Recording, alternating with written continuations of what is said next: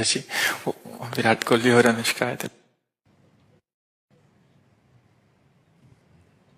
विराज बैठ प्रसन्न हो।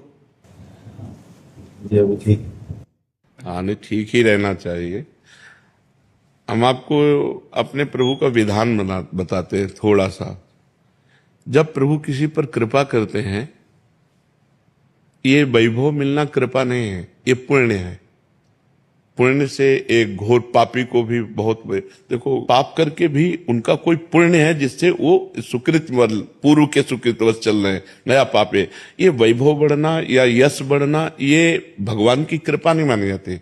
भगवान की कृपा मानी जाती है अंदर का चिंतन बदलना, जिससे आपके अनंत जन्मों के संस्कार भस्म होकर और अगला जो है वो बड़ा उत्तम होगा। अंदर के चिंतन से होता है, बाहर से कुछ नहीं होता। महत्व अंदर का चिंतन। अच्छा, अंदर का चिंतन हम लोगों का स्वभाव बन गया बहिर्मुखी।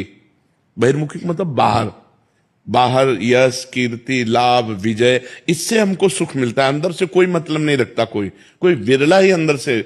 अब क्या होता है, भगवान जब कृपा करते हैं तो संत समागम देते हैं, फिर दूसरी जब कृपा होती तो विपरीतता देते हैं, और फिर अंदर से एक रास्ता देते हैं।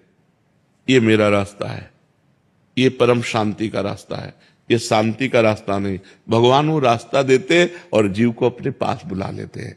बिना प्रतिकूलता के संसार का राग नष्ट नहीं होता। किसी को भी वैराग्य होता है तो संसार की प्रतिकूलता देखकर वैराग्य होता है। सब कुछ हमारे अनुकूल है तो हम आनंदित होकर उसका भोग करते हैं।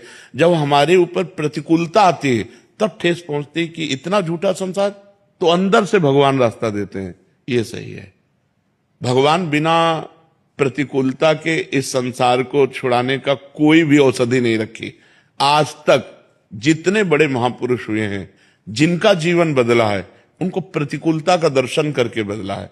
तो कभी प्रतिकूलता आए तो उस समय आनंदित हो कि मेरे ऊपर अब भगवान की कृपा हो रही है, कि मुझे सतमार्ग में चलने की प्रेरणा मिल रही है। अगर सतमार्ग छूटा हो, ये सब तो एक सेकंड के लिए आप विचार कीजिए।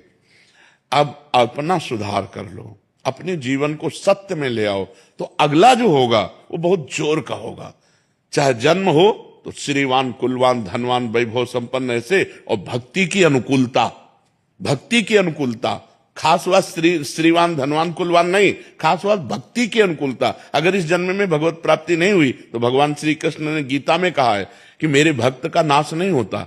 मैं कुलवान, धनवान, श्रीवानों के कुल में जन्म देता हूं और फिर पुनः भक्ति का माहौल देता हूं, और पूर्व का जो भजन छूटा हुआ हो वहीं से उसको। अब बिल्कुल ऐसे ही रहो जैसे रह रहे हो।